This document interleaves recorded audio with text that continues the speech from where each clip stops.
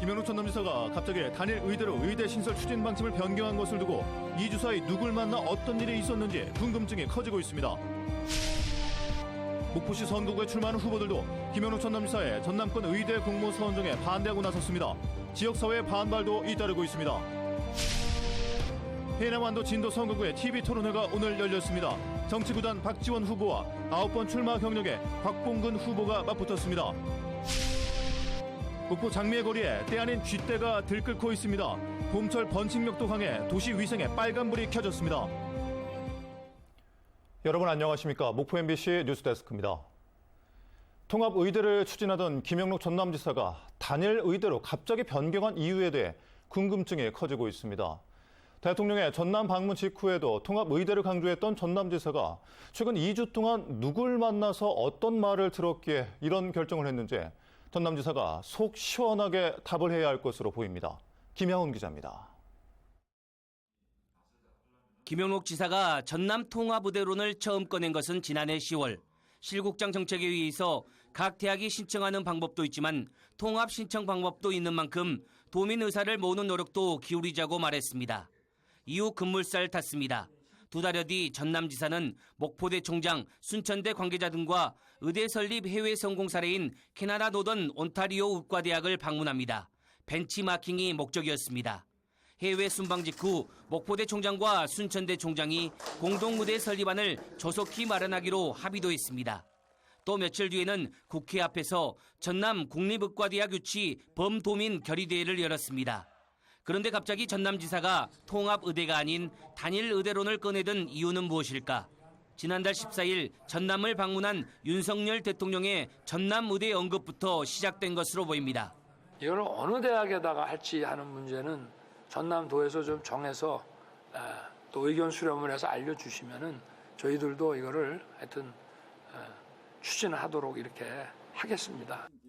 물론 대통령 방문 나흘 뒤 열린 기자회견에서도 전남지사의 기조는 크게 바뀌지 않았었습니다. 각 대학도 통합의 노력을 적극적으로 앞으로 해야 되고 또 그런 취지에 맞춰보면은 아예 국립의대를 어느 한쪽으로 정하기보다는 통합 국립의대로 해서. 그런데 불과 2주 만에 단일의대 추진 담화문을 발표한 김영록 지사.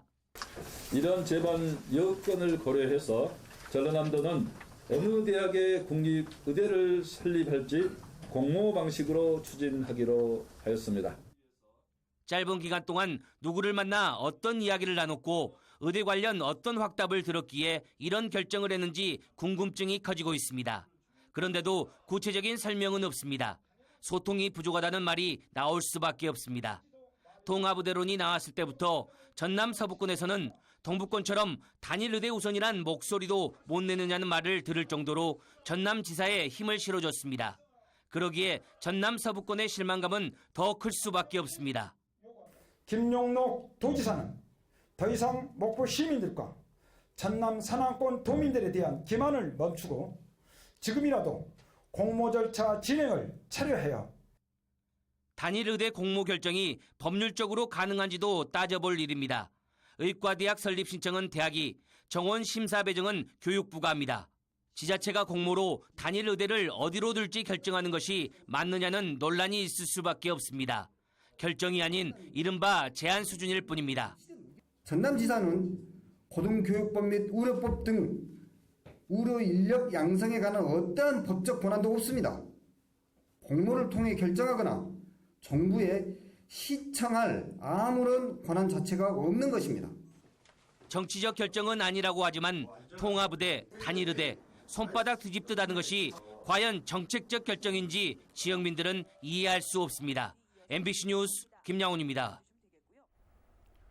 제22대 국회의원 선거 목포시 지역구에 출마하는 후보들이 김영록 전남지사의 전남권 의대 공모 선정에 반대하고 나섰습니다. 목포 지역구 출마 후보들은 총선을 불과 8일 앞두고 공모 절차 추진 발표는 납득하기 어렵다며 전남지사가 공모를 통해 결정하거나 신청할 권한이 없다고 법적 문제를 따지고 있습니다. 또 다른 후보들도 공모 자체에 반대하며 목포대 순천대 의대 설립과 목포대 의대 유치에 나섰던 김원희 후보의 출마 사퇴를 요구하고 있습니다. 목포 청년 백인 포럼은 오늘 성명서를 통해 김영록 전남지사에게 국립의대 공모 결정을 즉각 철회할 것을 요구했습니다. 백인포럼은 이번 공모 결정은 전남 국립의대를 순천으로 줘 자신의 정치적 이득을 얻으려는 의도로밖에 볼 수 없는 데다 공모 방식을 통해 객관성을 담보한 것처럼 보이기에 자신의 책임을 회피하려는 의도라며 강력히 비난했습니다. 다음 뉴스입니다. 정치 9단 박지원 후보와 9번 출마 경력에 곽봉근 후보가 맞붙은 해남 완도 진도 총선 후보자 TV토론회가 열렸습니다. 오는 5일 시작하는 사전투표를 앞두고 열린 마지막 TV토론을 신광하 기자가 정리했습니다. 박지원, 곽봉근 후보의 TV토론은 날선 말들로 시작됐습니다. 진도가 범죄자를 피난처가 아닙니다. 윤석열 정권이 2년간 살림살이가 좋아졌습니까? 잠잠하던 토론은 공약 실현 방안을 두고 뜨거워졌습니다. 집권당이 하는 것이지 과거에 죽은 권력 가지고 뭐들 합니까? 곽봉근 후보의 공보물을 보면은 공약이 없더라고요. 그 공약을 좀 구체적으로 설명해 주세요. 주도권 토론에서는 곽봉근 후보가 수위를 넘는 발언을 이어갔고 진도에 핵폐기장 가져오려고 한 정권인데 그 당시 비서실장으로 있으면서 뭐 했습니까? 박지원 후보는 선을 넘는 발언에 경고하며 담담하게 토론을 이어갔습니다. 곽봉근 후보를 보니까 꼭 비대위원장하고 똑같아졌다. 참 저렇게 타락할 수 있는가? 김대중 대통령을 위해서 민주화 운동을 했다는 사람이 어떻게 저렇게 타락할 수 있는가? 박지원 후보는 지역의 현안에 집중했고 목포 의과대학 문제가 굉장히 크게 문제되고 있습니다. 따라서 반드시 의과대학을 유치하고 곽봉근 후보는 상대 후보를 향한 공세에 토론 시간의 대부분을 사용했습니다. 부끄럽게 생각하고 진도 국민에게 과거 선조들이 잘못했던 문제 사과하세요. 농수산업과 청년대책, 관광산업, 지자체 재정대책 등을 주제로 생방송으로 진행된 해남 완도 진도 선관위 주간 토론회. 9번 출마 경력의 정치 구수생에 도발해 정치구단 박지원 후보는 혼났다는 말을 남기고 토론회장을 떠났습니다. MBC 뉴스 신광하입니다. 목포시가 청년이 찾는 도시를 만들겠다며 수천만 원의 예산을 들여 장미를 심고 관리하는 공원에서 쥐떼가 들끓고 있습니다. 저녁마다 쌓이는 쓰레기 더미 속 음식물을 먹이 삼아 터줏대감으로 자리 잡고 있는데 번식력도 강해 도시 위생에 빨간불이 켜졌습니다. 서희령 기자입니다. 늘어선 상가들 사이 조성된 목포의 한 장미정원. 늦은 저녁이 되자 쥐들이 쓰레기 더미 사이를 제 집처럼 드나듭니다. 흙이 채워진 화단 위에 과자 조각을 떨어뜨리자 금세 나타나 조각을 물고 달아납니다. 도시 경관을 위해 가져다 놓은 화단이지만 이렇게 쓰레기 더미 속에 방치되며 지금은 쥐 서식지로 변해버렸습니다. 취재 과정에서 확인된 쥐구멍만 4개. 먹이 활동을 위해 거리를 오가는 쥐는 인근 주민들에게는 이미 익숙한 풍경입니다. 도 있는데 2층인데 쓰레기 2마리 있거든요. 그쪽에서 여기 쪽에서 여기까지 쥐가 한 마리 쭉 갔어요. 하수구 들어갔다 나왔다. 쥐가 많은 거는 보신 거예요? 많이 봤어요. 너무 익숙한 풍경이라서요. 지난해 예산 5천만 원을 들여 정원에 5종의 장미 4,000주를 식재한 목포시. 5만 송이 장미꽃을 활용해 이곳을 젊은이들이 찾는 거리로 만들겠다며 홍보도 벌였던 곳입니다. 그런데 정작 허술한 위생관리로 관광객은 물론 인근 주민들마저 기피하고 싶은 공간으로 변해버린 겁니다. 끔찍해요. 사람들이 좀 이렇게 다니는 곳은 깨끗해야 하지 않나. 냄새도 많이 나요. 도로로 못 지나갈 정도로 엄청 쌓여 있어가지고. 저런 모습이 보이니까는 상가 같은 곳도 안 오게 되고 임대도 엄청 많이 나와 있고. 번식력이 강한 쥐들은 봄부터 새끼를 낳기 시작하며 그 수가 기하급수적으로 늘어날 수 있다는 전망도 나옵니다. 봄이 되면은 어미들이 더 먹이 활동을 더 많이 하게 되는 거죠. 한 10마리 정도 낳거든요. 2달 정도 후부터는 얘네들도 생식을 할 수 있으니까 엄청 많아지는 거죠. 취재가 시작되고 나서야 쥐 서식 문제를 인지한 목포시는 해당 구역에 있는 10여 곳의 쥐구멍에 쥐약을 설치했다며 뒤늦은 대책 마련에 나섰습니다. MBC 뉴스 서희령입니다. 이상기후로 폭우와 가뭄이 잇따르면서 영농기의 물 관리와 자연재해 대응의 필요성이 더 커지고 있는데요.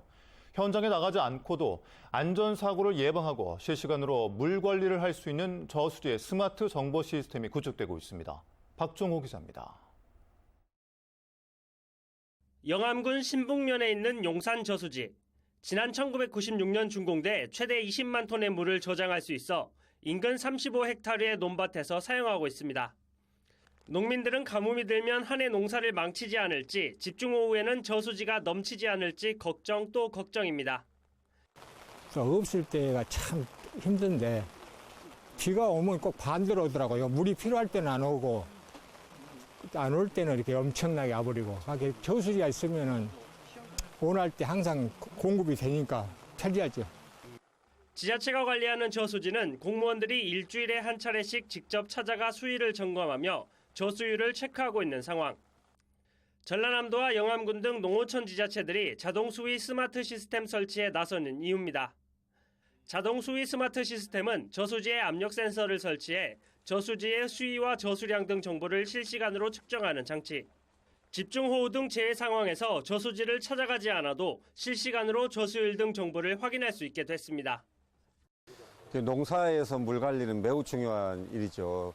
특히 이제 가뭄도 있는 거고 또 여름에 집중호우 때문에 문제도 있는 건데 평소에 이 물이 어느 정도 수위가 되는지를 확인할 수 있기 때문에 영농에 있어서 물을 효율적으로 쓸 수 있는 측면이 하나가 있는 거고요. 또 전남의 저수지 2,203개 가운데 현재까지 스마트 정보 시스템이 구축된 곳은 443곳. 올해는 70곳이 더 늘어날 예정입니다. 하지만 장비 한 대 설치에 1,200만 원의 예산이 투입되는 데다 설치 기준에 미치지 못하는 저수량 5만 톤 미만의 저수지도 전체의 85%를 차지하는 만큼 시스템이 모두 구축되는 데는 상당한 시일이 필요해 보입니다. MBC 뉴스 박종호입니다. 올해부터 5인 이상 사업장으로 적용 대상이 확대된 중대재해처벌법에 대응하기 위한 조선업 원하청 기업 간 상생 포럼이 출범했습니다. 고용노동부 목포지청은 오늘 3호 종합문화체육센터에서 조선업 원하청 안전보건 상생포럼 출범식을 열고 중대재해 예방을 위한 상호 협력 강화를 다짐하는 안전결의문 낭독과 퍼포먼스 등을 펼쳤습니다.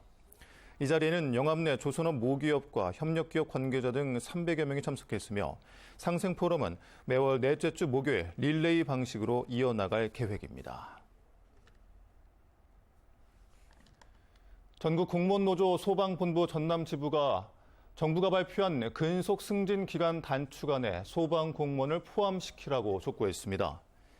소방노조는 오늘 전라남도 의회에서 열린 기자회견에서 재난 안전 분야 공무원을 대상으로 한 근속 승진 기간 단축안에 소방 경찰 공무원이 배제된 것은 특정직 공무원에 대한 명백한 무시라고 주장했습니다. 또 다른 공무원보다 계급이 한 개 더 많은 소방 공무원 내 심각한 승진 적체 문제 해결을 위해서도 근속 승진 기간 단축 조치를 당장 시행해야 한다고 요구했습니다. 한국해양교통안전공단은 낚시 이용객 증가 등을 대비해 목포 북항 일대에서 해양사고 예방 현장 캠페인을 추진했습니다. 이번 캠페인은 낚시어선의 구명조끼 비치와 소방설비 작동 여부 등을 점검했으며 목포 지역 어업인 100여 명을 대상으로 현장의 어려움을 듣는 해양 안전 간담회도 진행됐습니다. 한편 최근 5년 동안 목포에서 발생한 해양 사고는 1,132건으로 이 가운데 48명이 사고로 인해 사망하거나 실종됐고 인명피해의 대다수는 작업 중 안전사고로 집계됐습니다.